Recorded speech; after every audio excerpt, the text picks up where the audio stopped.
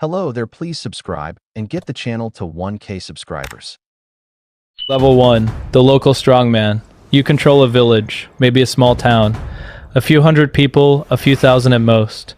You rose to power through violence or the threat of violence. Maybe you were a militia leader during a civil war, and when the war ended, you kept your guns and your men. Maybe you were a criminal who eliminated the competition until no one was left to challenge you. Either way, you are the law in your territory.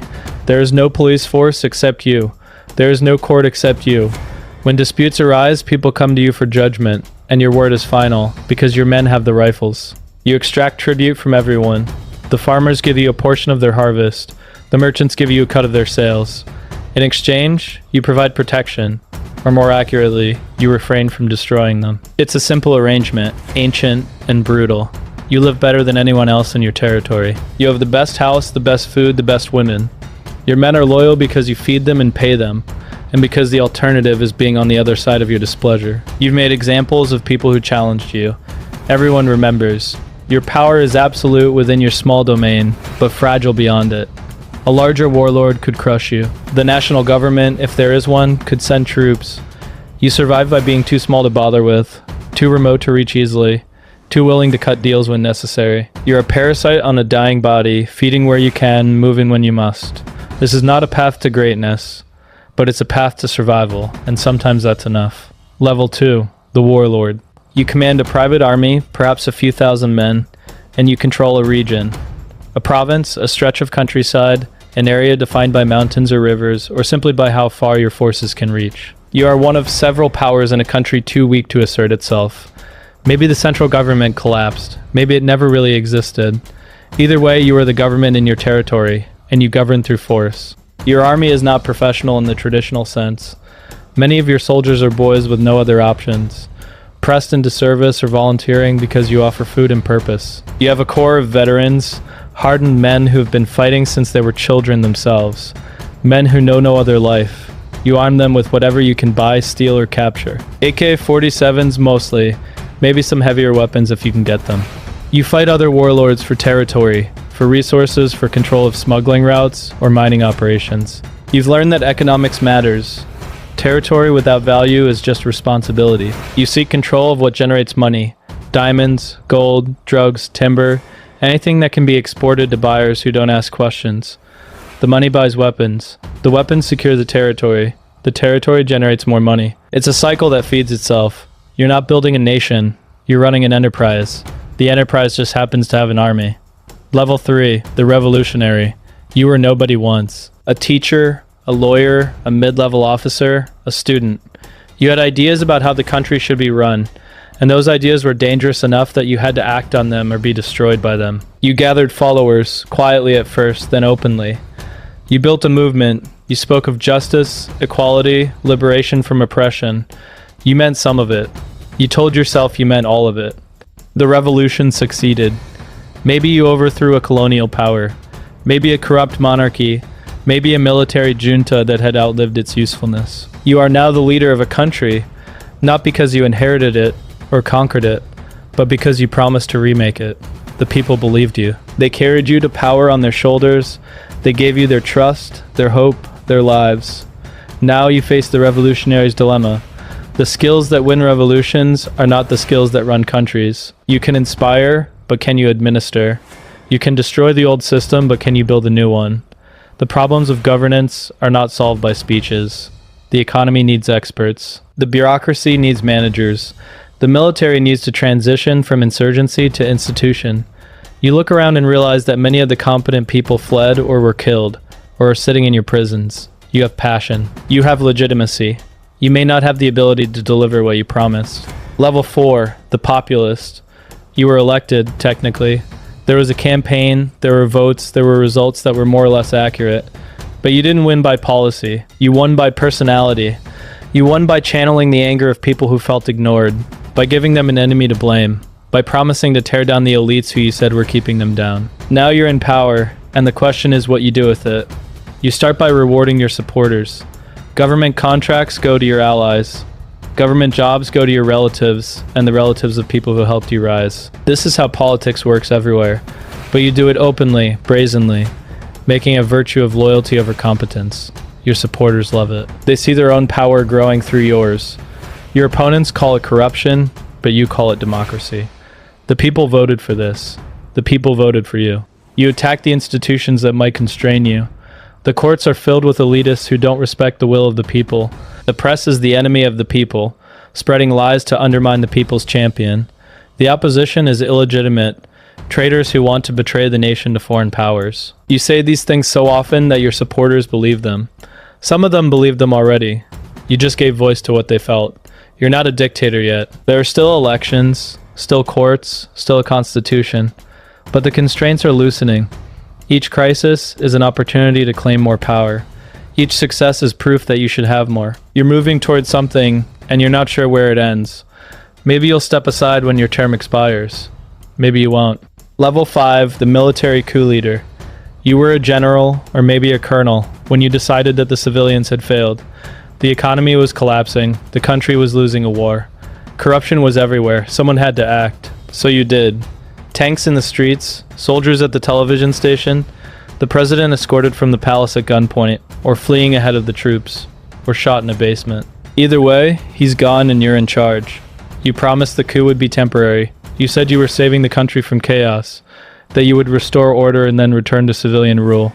Maybe you meant it at the time, but order is hard to maintain, and civilian politicians are incompetent, and every time you think about handing over power, you see the problems that would follow. The country needs stability. The country needs a strong hand. The country needs you. You govern through decree. The parliament is suspended, or rubber stamps whatever you decide, or doesn't exist anymore. Your cabinet is filled with other officers, men who understand loyalty and discipline, men who won't leak to the press or demand debate about every decision. The economy is managed like an army. Commands from the top, execution below, punishment for failure. It's efficient, in a way. It's also brittle. When something goes wrong, there's no one to blame but you. You keep the senior officers happy with positions and privileges. You keep the junior officers nervous with transfers and surveillance. A coup leader's greatest fear is another coup. The men who helped you rise know exactly how it's done. You spend as much time watching your own people as watching your enemies. Level 6, the one-party ruler. You control the party, and the party controls the country. This is the communist model, the fascist model. The model of any regime that maintains a facade of ideology while concentrating power in the hands of a few. There are elections sometimes, but only one party is allowed to win. There is debate, but only within limits set by the party. There is a constitution, but the party can rewrite it whenever convenient. The party is both your power and your constraint. You rose through its ranks by demonstrating loyalty, competence, and ruthlessness. You outmaneuvered rivals, formed alliances, and waited for the old guard to die or be purged. Now you sit at the top, but you are not alone. The party has factions, interests, institutions. You cannot rule entirely alone because the party would turn on you. You cannot be challenged because you control enough of the party to crush dissent. It's a balance, maintained through constant negotiation and occasional violence. The advantage of one-party rule is stability. No elections to lose, no peaceful transfers of power, no uncertainty about who comes next. The successor will emerge from the party through a process that is opaque to outsiders, but follows its own internal logic. The disadvantage is ossification. The party rewards loyalty over innovation. Problems are covered up rather than solved. Bad news doesn't reach the top because bringing bad news is career suicide. You make decisions based on reports that are shaped to tell you what people think you want to hear. You are informed and ignorant at the same time. Level 7, the president for life. You were elected once, or maybe a few times, but elections are inconvenient. They require campaigning, they produce uncertainty, they create the possibility, however small, that you might lose. So you changed the constitution. Term limits were removed. The Electoral Commission is staffed with your people. Opposition parties exist but are harassed, funded poorly, denied media access. The elections still happen, on schedule with international observers sometimes, but everyone knows the outcome before the first vote is cast. You've been in power for 15 years now, or 20, or 30. You've seen everything. You've survived coup attempts, assassination plots, economic crises, international isolation. You're still here. You'll always be here, you've started to believe. The country and you have become the same thing. When people love the country, they love you. When they criticize you, they betray the country. This isn't ego. This is simply how it is. Your image is everywhere. Posters, statues, the name of the airport, the face on the money. Children sing songs about you in school. Your birthday is a national holiday. Journalists compete to praise you more fervently than their rivals. You know much of it is theater, but the theater has its own reality. People who say they love you long enough start to believe it, or at least can't remember what it felt like not to. You've shaped reality with repetition. Level 8, the kleptocrat. You came to power by some method or another. It doesn't really matter which. What matters is what you've done since. You've stolen everything. The oil revenues, the mining licenses, the foreign aid, the public lands. Everything of value flows through companies you control, or your family controls, or your friends control, with the understanding that they give you a cut. You are not governing a country. You are looting it. Your personal wealth is measured in billions, not millions.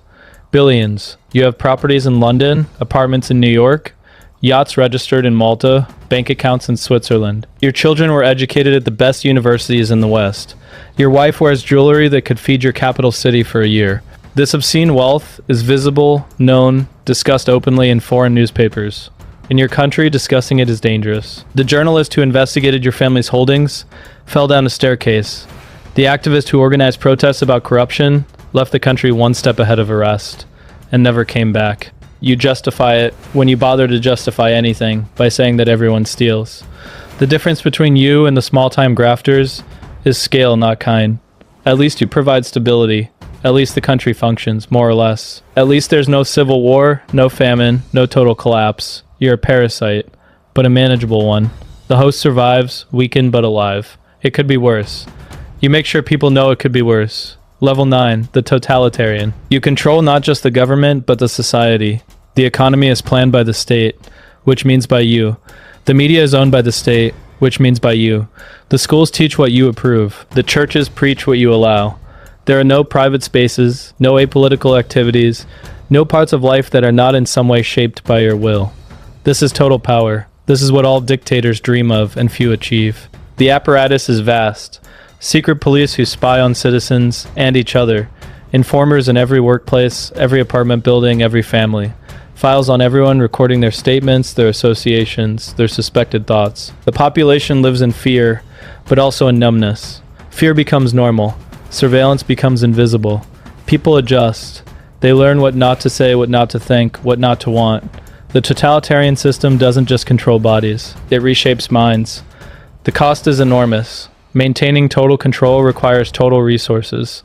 Your security services are larger than your army. Your prisons are full. Your economy is distorted by the need to keep everyone employed and supervised. Innovation is crushed because innovation requires freedom to experiment, freedom to fail, freedom to think differently. Your country falls behind year by year while the rest of the world advances. But you don't care about the rest of the world. You care about control. You have that. Everything else is secondary. Level 10, the cult leader. You are not merely a president or a general. You are something approaching a god. Your official titles include words like eternal, supreme, father. Your biography is mythology, filled with miracles and supernatural achievements. You invented things. You set world records. You predicted the future. You commune with forces that ordinary mortals cannot perceive. The people don't just obey you, they worship you. This is not entirely self-generated. You've worked hard to create this image, investing resources that could have fed millions into propaganda that deifies you instead. But after decades, it's taken on a life of its own. Children who grew up knowing nothing else believe it sincerely. Adults who remember the before times pretend to believe and then forget they're pretending. The cult of personality has become the cult, actual and literal. Criticizing you is not just a political crime, it's blasphemy. The danger of becoming a god is that gods cannot be wrong. When the harvest fails, it cannot be your fault. Someone must have sabotaged. When the war goes badly, it cannot be your strategy. Traitors must have betrayed. You are surrounded by people who tell you only what you want to hear, not because they're trying to deceive you, but because reality itself must conform to your infallibility. You live in a bubble of delusion, making decisions based on fantasy, and your country pays the price. But you never see the bill. You see only the worship. Level 11, the monster. You have crossed the line from dictatorship to atrocity. You are no longer content to rule, to steal, to control. You have decided that certain categories of people should not exist. Maybe it's an ethnic group, maybe it's a political class, maybe it's anyone who you've decided is an enemy. You have ordered their elimination, not their suppression or their exile. but their physical destruction. You have built the camps, you have signed the orders, you have created the machinery of mass death. History will remember you as one of the worst humans who ever lived. Your name will be spoken with Hitler, Stalin, Pol Pot. School children will study your crimes in disbelief. Museums will preserve the evidence. Survivors will testify until there are no survivors left. You have achieved a kind of immortality, the darkest kind. You will never be forgotten, but only because you cannot be forgiven. You probably don't see yourself this way. You probably have a rationale. They were enemies of the state. They were subhuman. They were in the way of progress. The ideology matters less than the outcome. Millions are dead. They died because you decided they should die, and you had the power to make it happen. That's what absolute power enables, not just corruption, extermination. Level 12, the legacy. You are dead now. Or maybe you're still alive. An old man in a palace surrounded by portraits of yourself in your prime, waiting for the end that you once thought would never come. But your death is the least interesting thing about you now. What matters is what remains. Your country will spend decades recovering, or trying to. The institutions you destroyed don't rebuild themselves. The people you killed don't come back. The trauma echoes through generations. Your successors, whether they continue your system or try to dismantle it, will work in your shadow. Everything they do will be measured against you. Some will try to be the opposite of what you were. Some will quietly preserve more than they admit. The shape you gave the country will persist long after your body is dust. And somewhere, right now, another ambitious person is watching, learning, thinking that they could do it better. The path to dictatorship is not closed. It never closes. Every generation produces people who believe they deserve absolute power and are willing to do whatever it takes to get it. Some will succeed, most will fail. But the template exists. You helped create it. That's your true legacy. Not the palaces or the statues or the body counts. The knowledge that it can be done. The example that others will follow. The cycle continues. The dictator's path is not one thing.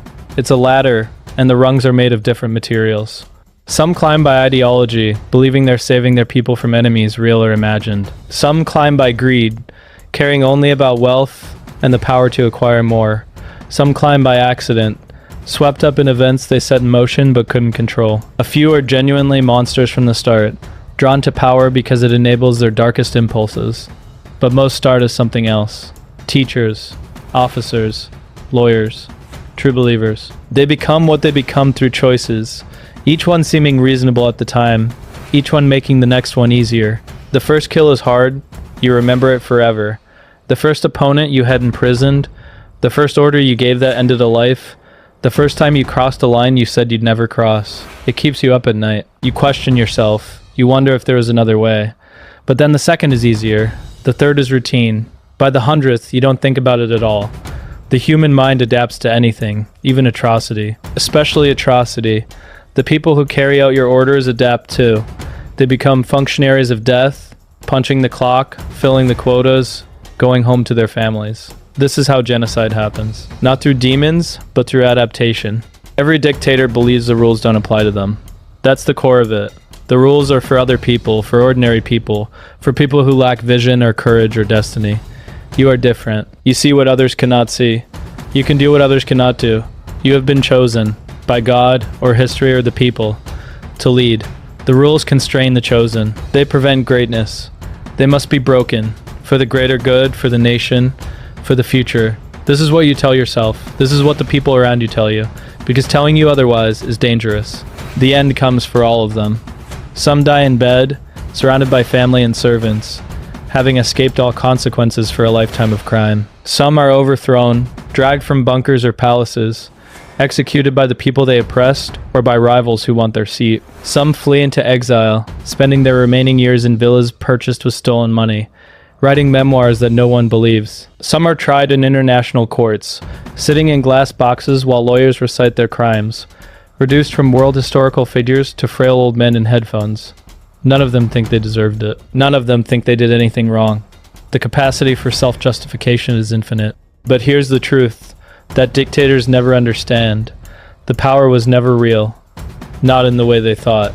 It was borrowed from the people who followed them, who obeyed them, who chose not to resist. The moment enough people decide to stop obeying, the power evaporates. The secret police can't arrest everyone. The army can't shoot everyone. The informers can't watch everyone. The system is held together by the belief that it's held together. When that belief breaks, it breaks fast. Ceausescu was still giving speeches when the crowd started booing. Within days, he was dead against a wall. The transition from absolute power to absolute powerlessness can happen between breakfast and lunch. And yet they keep coming. The dictators, the would-be dictators, the men and occasionally women who look at absolute power and see opportunity rather than warning. They read the histories and think they'll be different. They won't make the same mistakes. They won't become what the others became. They're smarter, more virtuous, more historically aware. They climb the ladder anyway, rung by rung, choice by choice. And by the time they reach the top, they're exactly what everyone becomes up there. Alone, paranoid, surrounded by sycophants, unable to trust anyone, unable to leave, trapped by the very power they sought. That's the final lesson. Dictatorship is a prison with the dictator locked inside.